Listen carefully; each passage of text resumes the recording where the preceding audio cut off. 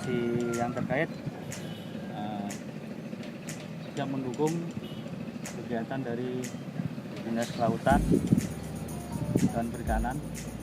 Untuk kedepannya kita akan selalu mengadakan patroli gabungan untuk menjaga kelestarian sumber daya ikan yang ada sekarang ini.